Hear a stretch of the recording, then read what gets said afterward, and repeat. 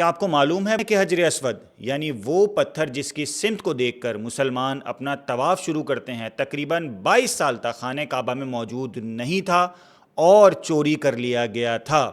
اس کے بغیر مسلمان ایک عرصے تک طواف کرتے رہے اور پھر کافی عرصے کے بعد اس کو دوبارہ خانہ کعبہ میں نصب کیا گیا۔ آئیے اس واقعے کو دیکھتے ہیں، لیکن اس سے پہلے ہم یہ دیکھیں گے کہ حجر اسود دراصل آیا کہاں سے، اس کی تاریخ کیا ہے، پھر ہم اس واقعے کی طرف بھی آئیں گے اور ہم یہ بھی دیکھیں گے کہ حجر اسود کی کیا کیا فضیلتیں احادیث میں وارد ہوئی ہیں۔ میں ہوں قاضی محمد حارث اور آج ہم ڈسکس کرنے لگے ہیں حجر اسود کی تاریخ کو۔ تو سب سے پہلے ہم یہ سمجھ لیتے ہیں کہ حجر اسود دراصل یہ وہ پتھر ہے جو اس دنیا کا پتھر نہیں ہے، بلکہ حضرت آدم علیہ السلام جب دنیا میں اتارے گئے تھے ان کے ساتھ اس پتھر کو بھیجا گیا تھا، یعنی احادیث میں یہ آتا ہے کہ دراصل یہ پتھر جنت سے اتارا گیا تھا۔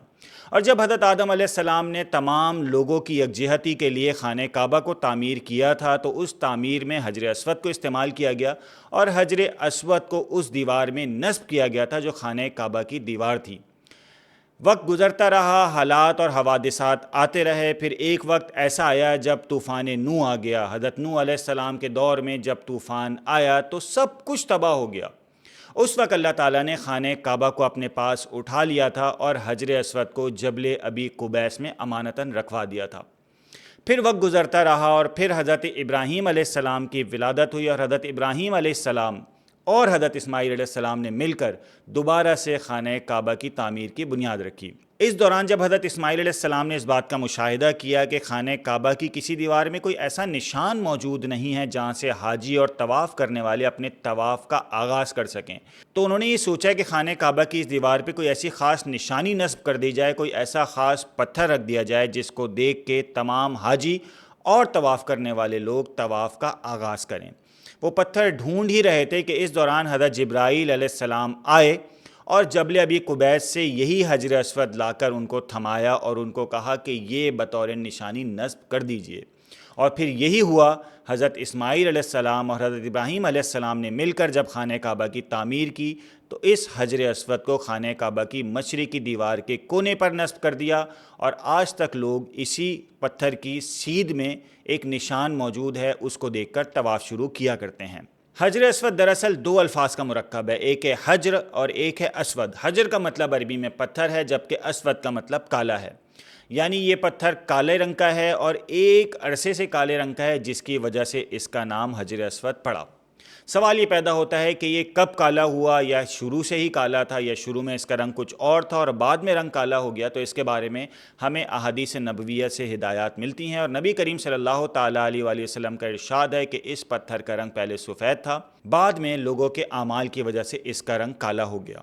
کچھ لوگوں نے یہ بھی لکھا ہے کہ جب خانہ کعبہ میں 2 دفعہ آتش زدگی ہوئی، ایک دفعہ نبی کریم صلی اللہ تعالیٰ علیہ وآلہ وسلم کی نبوت سے پہلے، جب کوئی خاتون خانہ کعبہ کی دیوار کے پاس کھانا بنا رہی تھی، اس کے شرارے نے آگ پکڑی، اور پھر جب شرارہ جل کر خانہ کعبہ کی طرف اس کا کوئی شعلہ اڑ کر گیا تو خانہ کعبہ کے غلاف میں بھی آگ لگ گئی، اور یہ بہت بڑی آتش زدگی تھی، جس کے بعد کچھ لوگ یہ کہتے ہیں کہ اس حجر اسود پر بھی فرق پڑا اور اس کا رنگ بھی تھوڑا سا کالا ہو گیا۔ جبکہ کچھ لوگ یہ کہتے ہیں کہ حضرت عبداللہ ابن زبیر رضی اللہ تعالیٰ عنہ جب 64 ہجری میں انہوں نے یزید کی خلافت کو ماننے سے انکار کیا تو یزید نے خانہ کعبہ پر دھاوا بول دیا، کیونکہ حضرت عبداللہ ابن زبیر رضی اللہ تعالیٰ عنہ اس وقت خانہ کعبہ کے پاس موجود تھے۔ اس نے منجنیق کے ذریعے سے گولے پھینکے، جس کے بعد خانہ کعبہ کے غلاف نے آگ پکڑ لی اور حجر اسود کو بھی نقصان پہنچا۔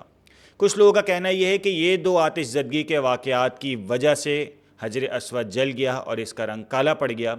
مجھے بظاہر یہ بات درست نہیں لگتی۔ اس کا سمپل سا ریزن یہ ہے کہ حجر اسود کا رنگ کافی عرصے سے سیاہی کی طرف مائل ہے، اور ایون نبی کریم صلی اللہ تعالیٰ علیہ وآلہ وسلم کی احادیث سے بھی پتہ چلتا ہے کہ اس وقت بھی اس کا رنگ کافی حد تک سیاہی مائل ہو چکا تھا۔ تو بظاہر وہی حدیث نبی کریم صلی اللہ تعالیٰ علیہ وآلہ وسلم کی ہمیں اس بات کی طرف اشارہ کرتی ہے کہ جس میں نبی کریم صلی اللہ تعالیٰ علیہ وآلہ وسلم نے ارشاد فرمایا کہ اس کا رنگ سفید تھا، لیکن بعد میں لوگوں کے اعمال اور لوگوں کے چومنے کی وجہ سے اور لوگوں کے اس کو توڑنے کی وجہ سے اس کا رنگ سیاہی مائل ہو گیا۔ بلکہ ابھی بھی ہم دیکھیں تو اس پتھر کا رنگ مکمل طور پر سیاہ نہیں ہے، بلکہ تھوڑا سا زردی اور تھوڑا سا سیاہی کی جانب مائل ہے، اور ظاہر ہے کہ یہ لوگوں کے اعمال کی وجہ سے ہی ہے۔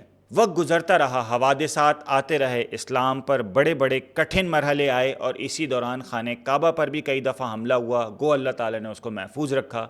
لیکن سب سے بڑا اور برا وقت وہ آیا جب 317 ہجری میں کرامتی فرقے نے خانہ کعبہ پر حملہ کیا۔ یہ کرامتی فرقہ دراصل ایک ملحد فرقہ تھا، اور ان کا کہنا یہ تھا کہ مسلمانوں کی توجہ کا مرکز خانہ کعبہ نہیں ہونا چاہیے۔ اس فرقے کا اصل منبع اور ماخذ جو تھا وہ بحرین تھا، اور بحرین میں اس کے پیشوا ابو طاہر سلیمان نے خانہ کعبہ پر حملہ کیا، اور اس کی توجہ دراصل ان 3 چیزوں پر تھی جو خانہ کعبہ سے منسلک ہیں اور بہت اہم ہیں، جن میں سے پہلی چیز یہ حجر اسود تھا، دوسری مقام ابراہیم کی طرف اس کی بہت زیادہ توجہ تھی، جبکہ تیسری چیز خانہ کعبہ کے اوپر موجود اس پر نالے کی طرف تھی جو سونے کا بنا ہوا تھا۔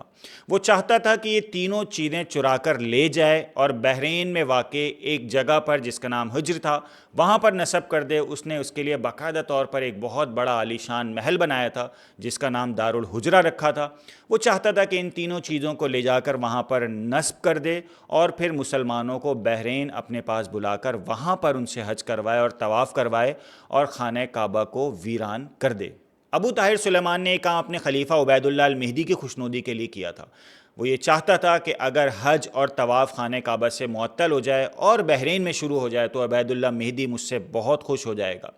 اسی لیے وہ چاہتا تھا کہ یہ تینوں چیزیں بحرین میں لا کر دارالحجرہ میں نصب کر دی جائیں۔ تو جب اس نے خانہ کعبہ پر دھاوا بولا تو خانہ کعبہ میں اس وقت حج چل رہا تھا۔ اس نے تقریباً 30,000 حاجیوں کو قتل کیا اور زمزم کے کنویں میں ان کی لاشیں پھینک دیں۔ خانہ کعبہ کے پاس خون کی ندیاں بہہ رہی تھیں۔ وہ آیا، اس نے گھوڑے کے ذریعے سے شراب میں دھت ہو کر خانہ کعبہ پر حملہ کیا اور خانہ کعبہ کا دروازہ اکھاڑ ڈالا۔ اس نے کچھ لوگ بھیجے جو خانہ کعبہ کے پرنالے کو چوری کر سکیں، لیکن اللہ تعالیٰ کے حکم سے وہ لوگ خانہ کعبہ کی دیوار پر چڑھنے سے پہلے ہی نیچے گرے اور مر گئے۔ خانہ کعبہ کا پرنالہ تو وہ چوری نہ کر سکا، دوسری طرف اس کی توجہ گئی مقام ابراہیم کی جانب۔ اس افراتفری کے دوران متولین نے ایک کام بہت اچھا کیا۔ وہ کیا یہ کہ مقام ابراہیم کا وہ پتھر جس پہ حضرت ابراہیم علیہ السلام کے پیر کا نشان ہے وہ چھپا دیا، لہٰذا مقام ابراہیم کو بھی وہ چوری نہ کر سکا۔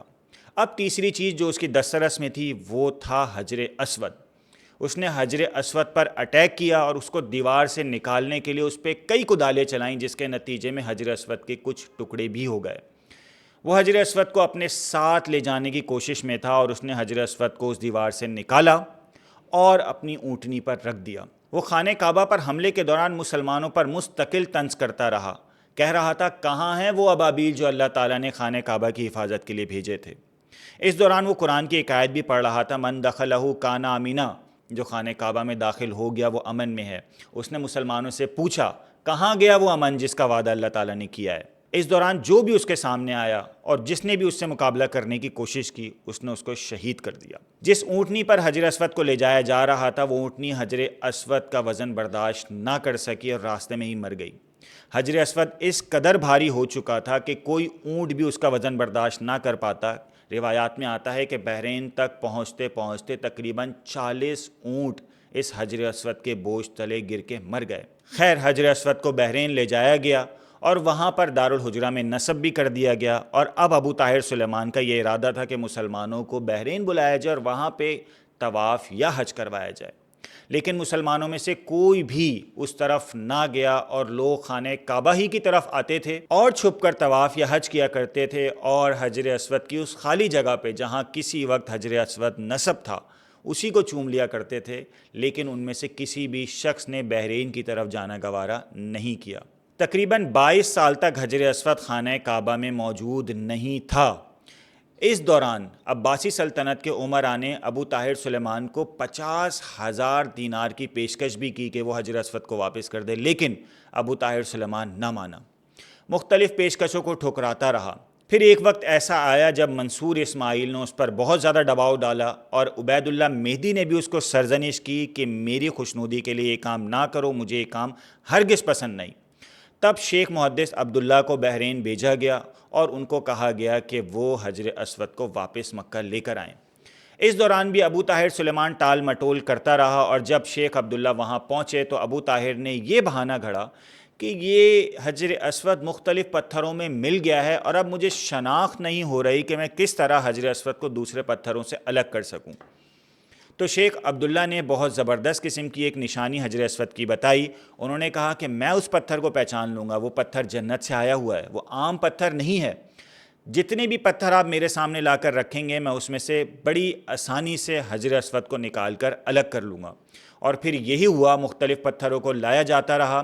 شیخ عبداللہ نے اس کے لیے 2 نشانیاں رکھیں اور انہوں نے کہا کہ جتنے بھی پتھر لائے جائیں اگر وہ پانی میں ڈوب جائیں اور اگر وہ آگ میں تپ جائیں یا پھٹ جائیں تو اس کا مطلب یہ ہے کہ وہ حجر اسود نہیں ہے، کیونکہ میں نے نبی کریم صلی اللہ تعالیٰ علیہ وآلہ وسلم سے سنا ہے کہ یہ جنت سے بھیجا ہوا پتھر ہے، یہ نہ ہی پانی میں ڈوبتا ہے اور نہ ہی آگ میں پھٹتا ہے۔ اور یہی ہوا، جب حجر اسود کو لایا گیا تو وہ پھول کی طرح پانی پر تیرنے لگا اور آگ کا بھی اس پر کوئی اثر نہیں ہوا۔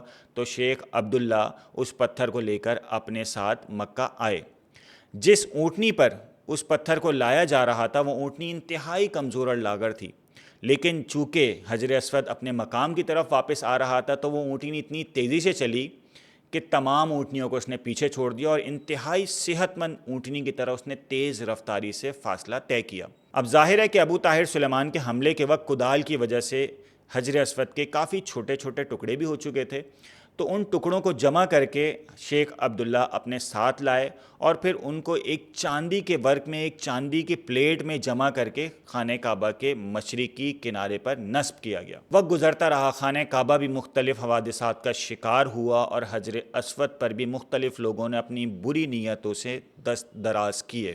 سن 363 ہجری میں ایک شخص نے حجر اسود پہ حملہ کیا جس سے ایک چھوٹا سا ٹکڑا حجر اسود کا ٹوٹ گیا۔ پھر 414 ہجری میں بھی ایک شخص نے لوہے کی راڈ اس پر ماری جس سے ایک چھوٹا سا ایک اور ٹکڑا اس کا الگ ہوا۔